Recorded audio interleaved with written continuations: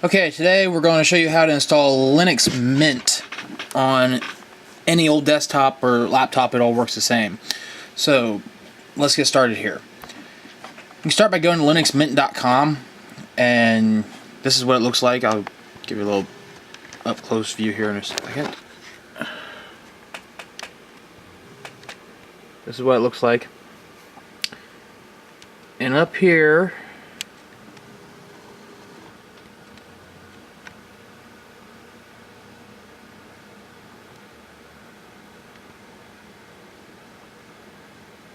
you'll see the thing that says download.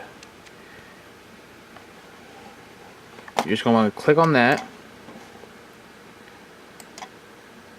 We're going to download Linux Mint 11. And what you're going to do that is go down here. Oop, where am I at? There we are. Go down here to where it says, if you have a USB drive, this works best. We're going to go to, depending on what system you have, 32-bit or 62 or 64-bit. Click it. It'll bring up a screen that looks like this. Then you're going to scroll down. It'll give you different countries. Go down to USA, North America, whatever here, and then just pick one of them. This is the one I usually use. And then it's going to download.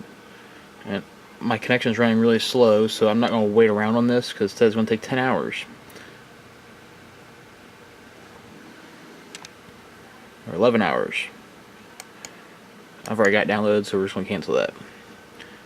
Now, I'll set the camera back down.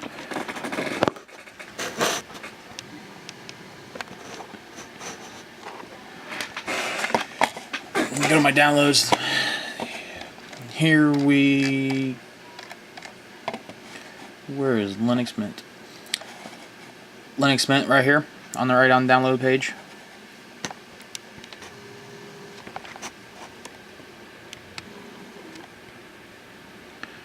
So it comes up as I downloaded 64-bit for a new laptop I just got.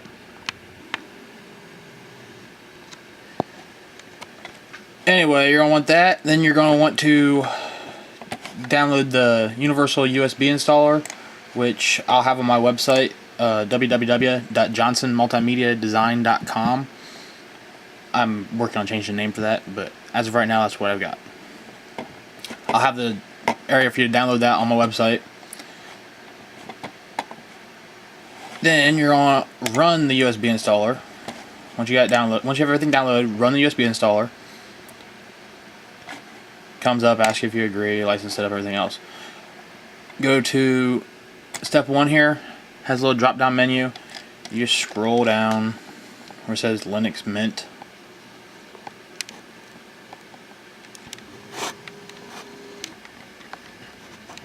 So you have them divided up in different distributions. Go to Linux Mint. Click it. Then it's going to have you browse for your file over here.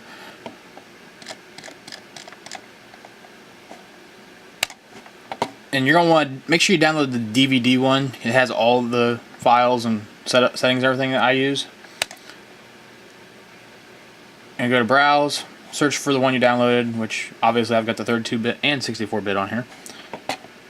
Hit OK, and it's going to come down here. Select the drive that your flash drive is plugged into. Select your USB drive, and hit Create. It'll run you through create the install disk for you, and you'll be good to go with that. Now, we're going to go to the new system. I'm gonna put it on. Okay, I missed the boot screen is what I did.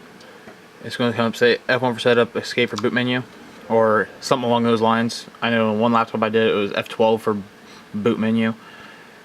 Anyway, you're going to go in here and change where it says select a boot first device.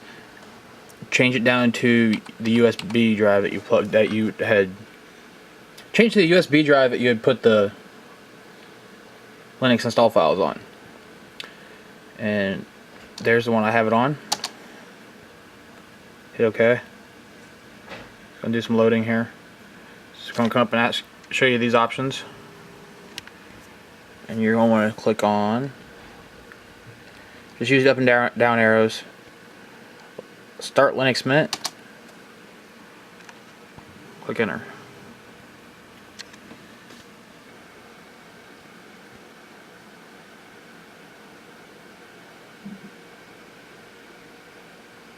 And here we go.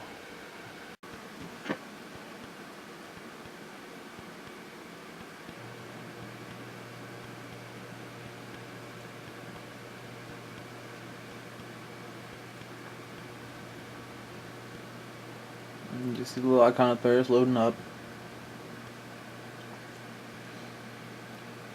Now out of the different Linux systems I've tried, this is probably my favorite. Might be because it reminds me a lot of using Windows or Mac, but that's all in your personal preference. So, but most Linux distributions are all the same method of loading them up. So, if you can handle this one, you can try a different one out. Then, once everything's loaded up, you'll see right up here it says install Linux Mint. And I'm using the wrong mouse. Click that.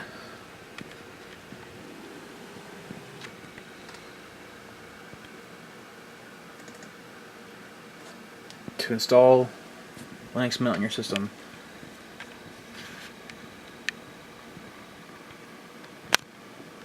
Well, this is Linux Mint 11. I think there's another one out since this one, but this is the one I'm using.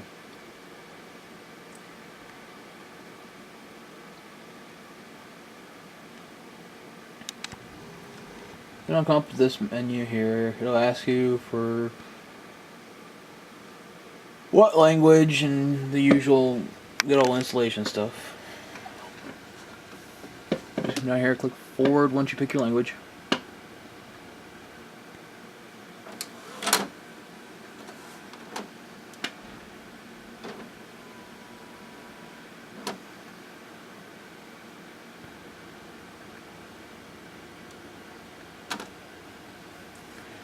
Now, I don't have internet connection on this computer at the moment, so it's showing me a little red X for that, but it doesn't matter. Go ahead and click forward when it tells you what it's going to require.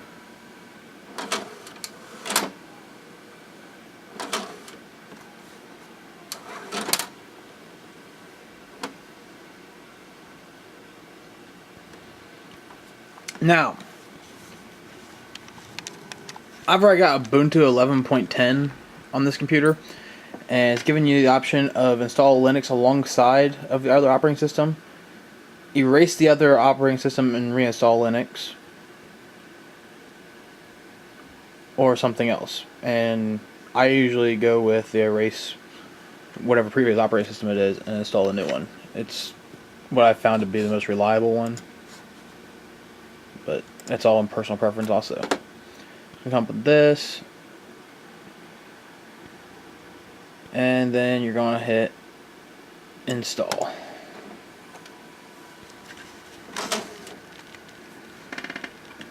And wait while it installs.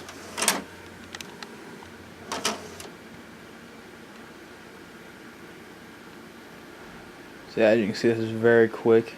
It's going to ask you to select your time zone and I think a couple other things.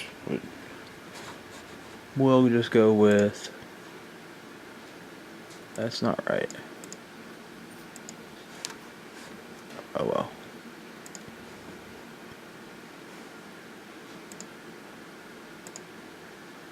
We'll leave it at New York. Sounds good to me.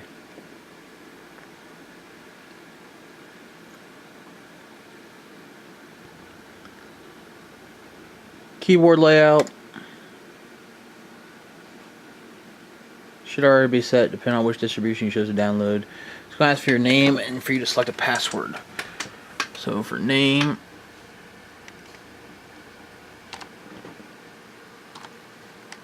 just go with Dustin. And it's going to give your name and computer and pick a username. As far as password goes, I'm not telling you what the password is going to be.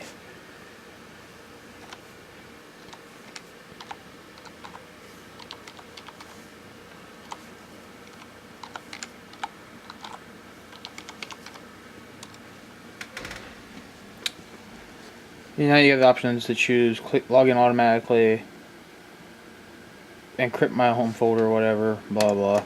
Just hit forward. And then it's got a little Linux Mint welcome and tutorial here, which I guess I'll run through it again with you guys. Just shows different screens, different options you have.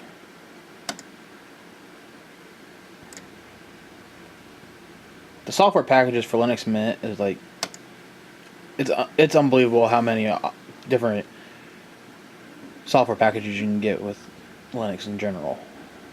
Especially being a free operating system, and most of the packages are all free, which makes it really nice. Especially if you need something like the last minute to, say, edit a photo and you don't have photo editing software. You just go on and download it and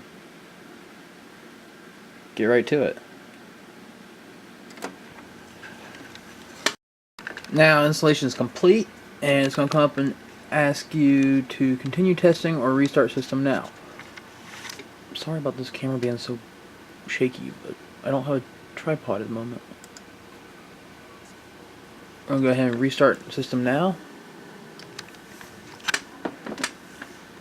Now, should boot up straight to Linux Mint.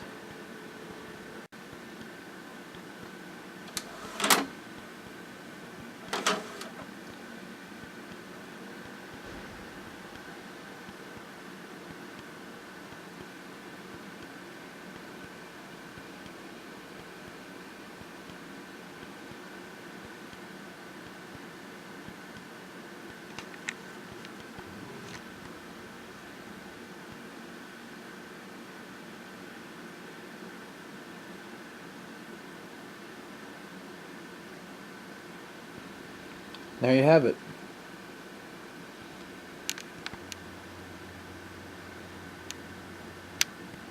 You have to add a username and password on most Linux distributions. So obviously mine is Dustin. And just put your password in and start it up and good to go. I'll do a video reviewing how to do stuff on Linux Mint at a later time. Thank you.